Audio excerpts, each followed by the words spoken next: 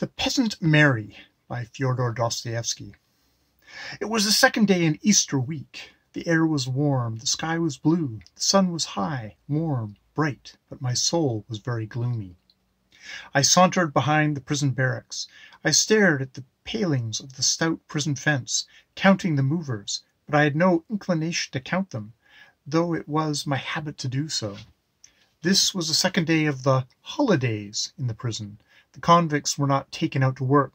There were numbers of men drunk. Loud abuse and quarreling was springing up continually in every corner. There were hideous, disgusting songs and card parties installed beside the platform beds.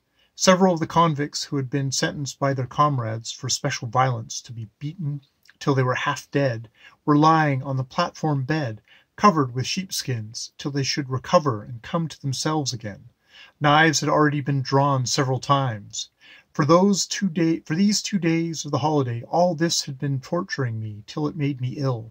And indeed, I could never endure without repulsion the noise and disorder of drunken people, and especially in this place. On these days, even the prison officials did not look into the prison, made no searches, did not look for vodka, understanding that they must allow even these outcasts to enjoy themselves once a year, and that things would be even worse if they did not. At last a sudden fury flamed up in my heart. A political prisoner called M met me. He looked at me gloomily. His eyes flashed and his lips quivered. Je hais ces brigands, he hissed to me through his teeth, and walked on. I returned to the prison ward, though only a quarter of an hour before I had rushed out of it, as though I were crazy, when 6 stalwart fellows had all together flung themselves upon the drunken Tsar Tatar Gazin to suppress him, and had begun beating him. They beat him stupidly. A camel might have been killed by such blows, but they knew that this Hercules was not easy to kill, and so they beat him without uneasiness. Now, in returning, I noticed on the bed in the furthest corner of the room Gazin, lying unconscious, almost without sign of life. He lay covered with a sheepskin, and everyone walked round him without speaking, though they confidently hoped that he would come to himself next morning. Yet, if luck was against him, maybe from a beating like that the man would die. I made my way to my own place opposite the window with the iron gratings, and lay on my back with my hands behind my head and my eyes shut. I like to lie like that. A sleeping man is not molested, and meanwhile one can dream and think. But I could not dream. My heart was beating uneasily, and M's words, Je hais ces brigands, were echoing in my ears. But why describe my impressions? I sometimes dream, even now, those times at night, and I have no dreams more agonizing. Perhaps it will be noticed that even to this day I have scarcely once spoken in print of my life in prison. The House of the Dead I wrote 15 years ago in the character of an imaginary person, a criminal who had killed his wife. I may add, by the way that since then very many persons have supposed, and even now maintain, that I was sent to penal servitude for the murder of my wife. Gradually I sank into forgetfulness, and by degrees was lost in memories.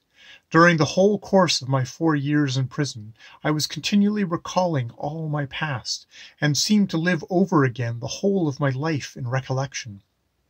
These memories rose up of themselves. It was not often that of my own will I summoned them.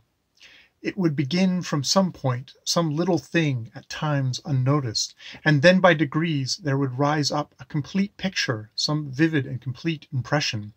I used to analyze these impressions, give new features to what had happened long ago, and best of all, I used to correct it continually.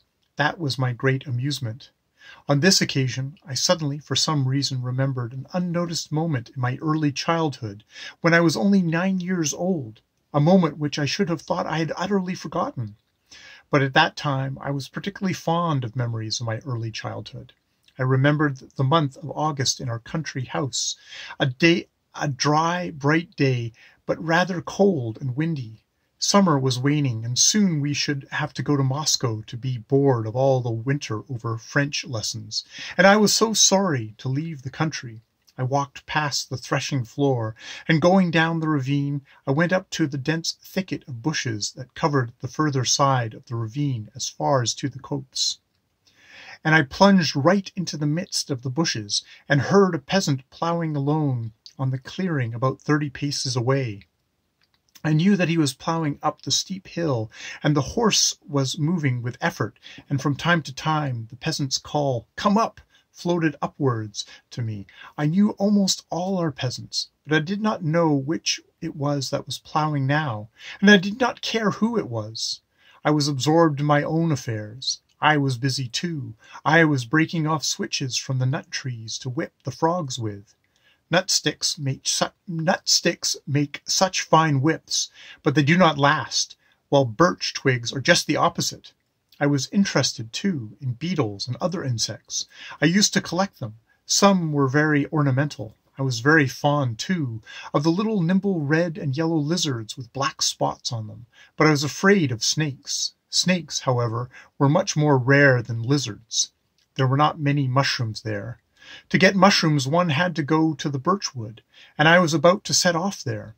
And there was nothing in the world that I loved so much as the wood, with its mushrooms and wild berries, with its beetles and its birds, its hedgehogs and squirrels, with its damp smell of dead leaves, which I love so much, and even as I write I smell the fragrance of our birch wood. These impressions will remain for my whole life. Suddenly, in the midst of the profound stillness, I heard a clear and distinct shout, "Wolf!"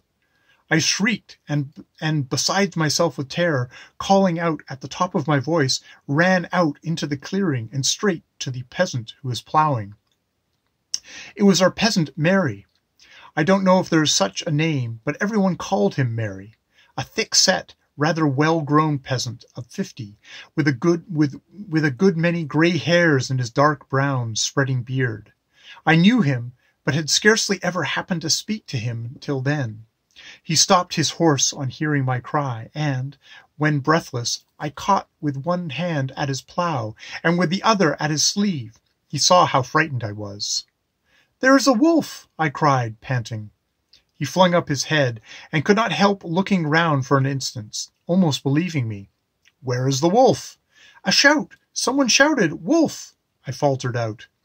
"Nonsense, nonsense! A wolf? Why, it was your fancy. How could there be a wolf?" He muttered, reassuring me, but I was trembling all over, and still kept tight hold of his smock frock, and I must have been quite pale. He looked at me with an uneasy smile, evidently anxious and troubled over me. "Why, you have a frightened aye!" He shook his head. "There, dear, come, little one, aye!" He stretched out his hand, and all at once stroked my cheek. "Come, come, there, Christ be with you, cross yourself." But I did not cross myself. The corners of my mouth were twitching, and I think that I struck him particularly. He put out his thick, black-nailed, earth-stained finger, and softly touched my twitching lips. "Aye, there, there," he said to me with a slow, almost motherly smile. "Dear, dear, what is the matter? There, come, come." I grasped at last that there was no wolf, and that the shout that I had heard was my fancy. Yet that shout had been so clear and distinct. But such shouts, not only about wolves, I had imagined once or twice before, and I was unaware of that. And I was aware of that. These hallucinations passed away later as I grew older. "Well, I will go then," I said, looking at him timidly and inquiringly. "Well, do, and I'll keep watch on you as you go. I won't let the wolf get at you," he added, still smiling at me with the same motherly expression. "Well, Christ be with you. Come, run along then." And he made the sign of the cross over me, and then over himself. I walked away, looking back almost at every 10th step. Mary stood still with his mare as I walked away, and looked after me and nodded to me every time I looked round. I must own I felt a little ashamed at having let him see me so frightened. But I was still very much afraid of the wolf as I walked away, until I reached the first barn halfway up the slope of the ravine. There my fright vanished completely, and all at once our yard dog, Volchok, flew to meet me. With Volchok, I felt quite safe. I turned round to Mary for the last time. I could not see his face distinctly, but I felt that he was still nodding and smiling affectionately to me. I waved to him. He waved back to me and started his little mare. "Come up," I heard his call in the distance again, and the little mare pulled at the plow again. All this I recalled all at once. I don't know why, but with the extraordinary minuteness of detail. I suddenly roused myself and sat up on the platform bed and, I remember, found myself still smiling quietly at my memories. I brooded over them for another minute. When I got home that day, I told no one of my adventure with Mary. And indeed, it was hardly an adventure. And in fact, I soon forgot Mary. When I met him now and then afterwards, I never even spoke to him about the wolf or anything else. And all at once now, 20 years afterwards in Siberia, I remembered this meeting with such distinctness to the smallest detail. So it must have lain hidden in my soul, though I knew nothing of it, and rose suddenly to my memory when it was wanted. I remembered the soft, motherly smile of the poor serf, the way he signed me with the cross and shook his head. There, you have had a fright, little one. And I remembered particularly the thick, earth-stained finger with which he softly and with timid tenderness touched my quivering lips.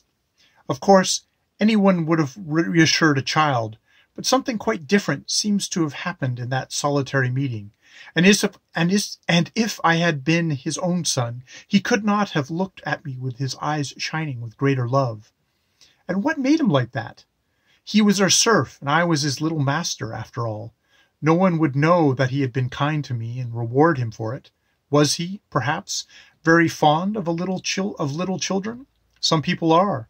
It was a solitary meeting in the deserted fields, and only God, perhaps, may have seen from above what deep and humane civilized feeling, and with what delicate, almost feminine tenderness, the heart of a coarse, brutally ignorant Russian serf, who had as yet no expectations, no idea even of his freedom, may be filled. Was not this, perhaps, what Konstantin Agasov meant when he spoke of the high degree of culture of her peasantry? And when I got down off the bed and looked around me, I remember I suddenly felt that I could look at these unhappy creatures with quite different eyes, and that suddenly by some miracle all hatred and anger had vanished utterly from my heart. I walked about looking into the faces that I met. That shaven peasant, branded on his face as a criminal, bawling his hoarse, drunken song, may be that very Mary. I cannot look into his heart. I met M again that evening. Poor fellow, he could have no memories of Russian peasants, and no other view of these people but "Je hais ces brigands." Yes, the Polish prisoners had more to bear than I.